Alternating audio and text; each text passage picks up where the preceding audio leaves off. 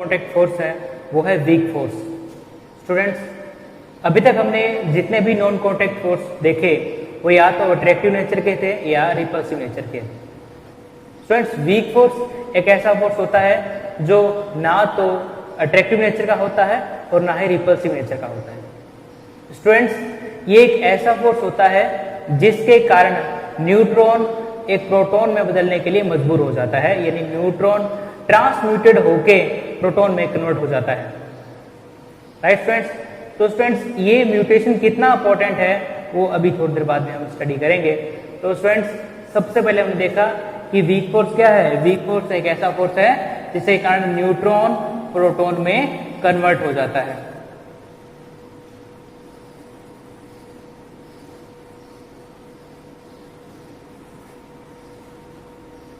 Right students, जब neutron proton में convert होता है उस स्थिति में इलेक्ट्रॉन निकलता है और एंटी न्यूट्रिनो सब होता है। एंटी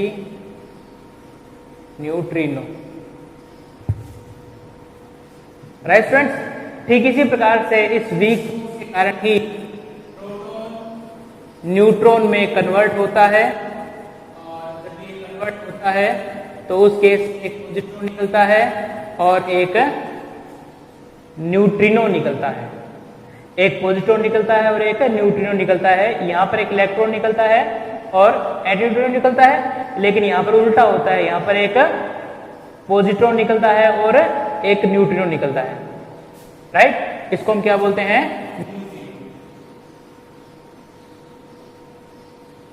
तो स्टूडेंट्स, ये न्यूट्रॉन का प्रोटॉन में कन्वर्ट हो जाना और प्रोटॉन का न्यूट्रॉन में कन्वर्ट हो जाना, ये वीक फोर्स के कारण ही पॉसिबल हो पाते हैं। तो स्टूडेंट्स, नाभिकीय फ्यूजन रिएक्शन में, तो स्टूडेंट्स, नाभिकीय संलयन अभिक्रिया में या फिर न्यूक्लियर फ्यूजन अभिक्रिया में आपको पता है कि हाइड्रोजन मिलकर एक हीलियम नाभिक का निर्माण करते हैं, यानी छोटे नाभिक मिलकर एक बड़े नाभिक का निर्माण करते हैं। तो स्टूडेंट्स, ये पूरी प्रक्रिया वीक फोर्स के कारण ही संभव हो पाती है। स्टूडेंट्स, ये भी हमको पता है कि सन और जो स्टार्स हैं उनकी जो एनर्जी का जो मुख्य हिस्सा है, जो मेन पार्ट है, वो न्यूक्लियर फ्यूजन रिएक्शन है। राइट?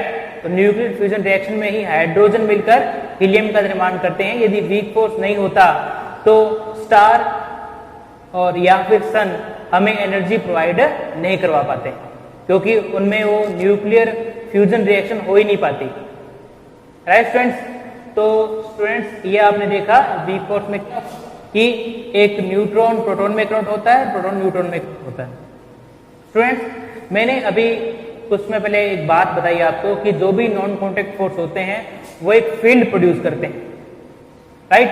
तो स्टूडेंट्स, क्वांटम मैकेनिकली यदि देखें तो कोई भी जो फील्ड होता है वो एक्सचेंज पार्टिकल से मिलकर बना हुआ होता है, यानी कि जो फील्ड होता है वो छोटे छोटे पार्टिकल से मिलकर बना हुआ होता है, जिसको हम बोलते हैं एक्सचेंज पार्टिकल।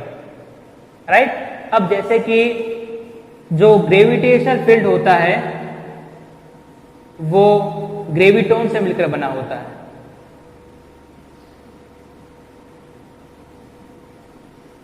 राइट? जो स्ट्रॉन्ग फोर्स होता है वो पाइऑन से मिलकर बना होता है। पाइऑन्स ये पॉजिटिव भी हो सकते हैं, न्यूट्रल भी हो सकते हैं और नेगेटिव भी हो सकते हैं। और तीसरा जो हमने देखा इलेक्ट्रोमैग्नेटिक फोर्स,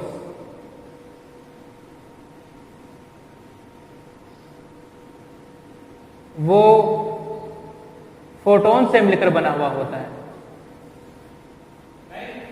ठीक इसी प्रकार से ये जो वीक फोर्स होते हैं ये भी एक फील्ड प्रोड्यूस करते हैं और ये फील्ड के एक्सचेंज पार्टिकल होते हैं इंटरमीडिएट वेक्टर बोसॉन्स। यहां लिख देता हूं मैं इंटरमीडिएट वेक्टर बोसॉन्स। ध्यान रखेंगे ये, जब हम न्यूक्लियर पढ़ेंगे उस केस में ये पूरी चीज़ हम स्टडी करेंगे कि इंटरमीडिएट न्यूक्लियर जब हम न्यूक्लियर पढ़ेंगे तो हम स्टडी करेंगे कि इंटरमीडिएट वेक्टर बोसॉन्स क्या होते हैं। ये 3 प्रकार के होते हैं students, W positive, W negative और Z0। ये पॉजिटिव होता है, ये नेगेटिव होता है और ये न्यूट्रल होता है स्टूडेंट्स। अब होता ही है स्टूडेंट्स कि जब कोई न्यूट्रॉन प्रोटॉन में कन्वर्ट होता है, जब कोई न्यूट्रॉन प्रोटॉन में कन्वर्ट होता है तो उस केस में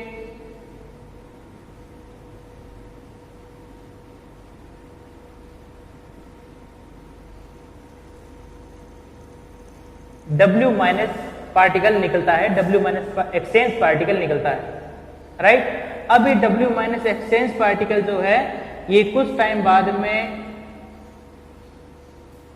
विलोपित होकर 2 प्रकार के पार्टिकल्स देता है, इलेक्ट्रॉन और एंटी न्यूट्रिनो।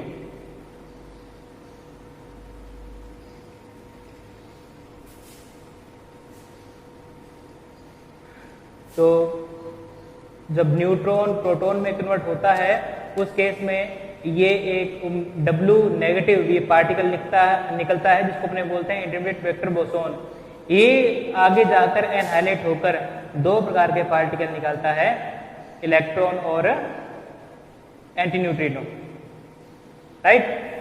अब हम न्यूक्लियर फ्यूजन रिएक्शन को देखते हैं कि इसमें वीक फोर्स का किस तरीके से योगदान होता है। स्टूडेंट्स, आपको पता है कि सन और स्टार इन दोनों में ही ऊर्जा का मुख्य स्रोत न्यूक्लियर फ्यूजन रिएक्शन है, और यदि न्यूक्लियर फ्यूजन रिएक्शन में यदि वीक फोर्स नहीं लगता तो न्यूक्लियर फ्यूजन रिएक्शन संभव हो ही नहीं सकती थी। तो स्टूडेंट्स, आइए अब हम देखते हैं कि न्यूक्लियर फ्यूजन रिएक्शन में किस प्रकार से वीक फोर्स इंपॉर्टेंट होता है। तो स्टूडेंट्स, न्यूक्लियर फ्यूजन रिएक्शन में 4 हाइड्रोजन नाभिक या 4 प्रोटॉन मिलकर एक हीलियम नाभिक का निर्माण करते हैं, यानी छोटे नाभिक मिलकर एक बड़े नाभिक का निर्माण करते हैं। और वो नाभिकीय विक्रिया न्यूक्लियर रिएक्शन जिसमें छोटे नाभिक बड़े नाभिक का निर्माण करते हैं उस अभिक्रिया को अपने बोलते हैं न्यूक्लियर फ्यूजन रिएक्शन, राइट। और जिसमें बड़ा नाभिक टूटकर छोटे नाभिक में विभक्त हो जाता है और उस केस में कुछ ऊर्जा निकलती है, उस टाइप के रिएक्शन को अपने बोलते हैं न्यूक्लियर फिशन रिएक्शन या फिर नाभिकीय विखंडन अभिक्रिया, राइट। तो फिलहाल तो अपने एक बड़े नाभिक का निर्माण कर रहे हैं। तो अब देखो होता क्या है कि सबसे पहले 2 हाइड्रोजन नाभिक मिलकर एक ड्यूटेरियम का निर्माण करते हैं और उस केस में एक पॉजिट्रॉन निकलता है और न्यूट्रिनो पार्टिकल निकलता है। तो स्टूडेंट्स, अब सोचने वाली बात यह है कि ये प्रोटॉन है, ये भी एक प्रोटॉन है, यानी अगर आप इसको देखें, ध्यान से देखें तो ये हाइड्रोजन नाभिक में प्रोटॉन के अलावा और कुछ नहीं होता, इससे इसको अपने प्रोटॉन भी कहते हैं। ठीक इसी प्रकार से इस हाइड्रोजन नाभिक में, इस हाइड्रोजन न्यूक्लियस में प्रोटॉन के अलावा और कुछ नहीं होता। तो स्टूडेंट्स, यहाँ पर प्रोटॉन नहीं है, सॉरी यहाँ पर न्यूट्रॉन नहीं है, यहाँ पर न्यूट्रॉन नहीं है, लेकिन इस ड्यूटेरियम में एक न्यूट्रॉन होता है और एक प्रोटॉन भी होता है। इस ड्यूटेरियम में एक न्यूट्रॉन कहाँ से आया? तो स्टूडेंट्स, उसका एक्सप्लेनेशन ये है कि ये एक प्रोटॉन है, ये दूसरा प्रोटॉन है। तो दूसरा प्रोटॉन है वो वीक फोर्स के कारण टूटकर एक न्यूट्रॉन बनाता है और एक पॉजिट्रॉन बनाता है और एक न्यूट्रिनो पार्टिकल निकालता है, राइट। तो अब क्या होगा कि ये नाभिक या ये न्यूक्लियस अब इससे संयोग करेगा, क्योंकि ये वीक फोर्स के कारण टूट चुका है।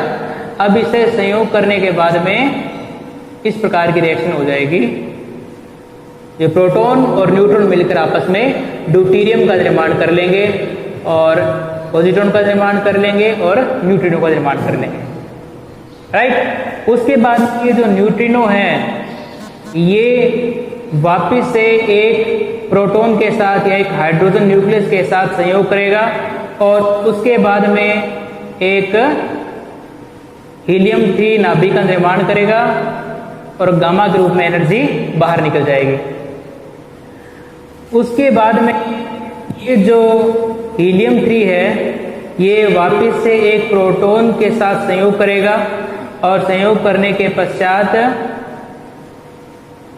हीलियम नाभिक का निर्माण होगा, पॉजिट्रॉन का निर्माण होगा और न्यूट्रॉन का निर्माण हो जाएगा। कुल मिलाकर क्या रिएक्शन होगी, 1 2 3 और 4, यानी कि कुल मिलाकर रिएक्शन जो होगी 1 2 3 4, यानी कि 4 हाइड्रोजन नाभिक मिलकर एक हीलियम नाभिक का निर्माण करेंगे और इस केस में 2 पॉजिट्रॉन और 2 न्यूट्रिनो पार्टिकल बाहर निकलेंगे प्लस एनर्जी बाहर निकलेगी। राइट फ्रेंड्स, तो मेन क्या चीज था, आपने देखा कि यदि ड्यूटेरियम का निर्माण नहीं होता तो क्या ये सारी प्रक्रिया हो सकती थी, ये सारी प्रक्रिया नहीं हो सकती थी। तो फ्रेंड्स इस प्रकार हमने देखा कि वीक फोर्स एक ऐसे फोर्सेस होते हैं जो न्यूट्रॉन को प्रोटॉन में या प्रोटॉन को न्यूट्रॉन में कन्वर्ट होने के लिए मजबूर करते हैं। फोर्सेस थे, चाहे कॉन्टैक्ट फोर्स हो चाहे नॉन कॉन्टैक्ट फोर्स हो, ये सारे रियल फोर्सेस हैं, जबकि फिक्सियस फोर्स एक रियल फोर्स नहीं है। क्योंकि फिक्सियस फोर्स जो होता है उसमें न तो कोई फील्ड प्रोड्यूस होता है जैसे कि आप नॉन कॉन्टैक्ट फोर्स में देखा, और जो कॉन्टैक्ट फोर्स है उसमें जरूरी है कि बॉडी आपस में इंटरेक्ट करे। जब तक बॉडी आपस में फिजिकली इंटरेक्ट नहीं करेगी तब तक फोर्स प्रोड्यूस नहीं हो सकता, जबकि फिक्सियस फोर्स में बॉडीज आपस में फिजिकली इंटरेक्ट नहीं करती। राइट, वो फोर्स बॉडी पे रेफरेंस फ्रेम के एक्सीलरेशन के कारण ऑटोमेटिकली प्रोड्यूस हो जाता है, उसमें बॉडी के इंटरेक्ट होने की संभावना नहीं है।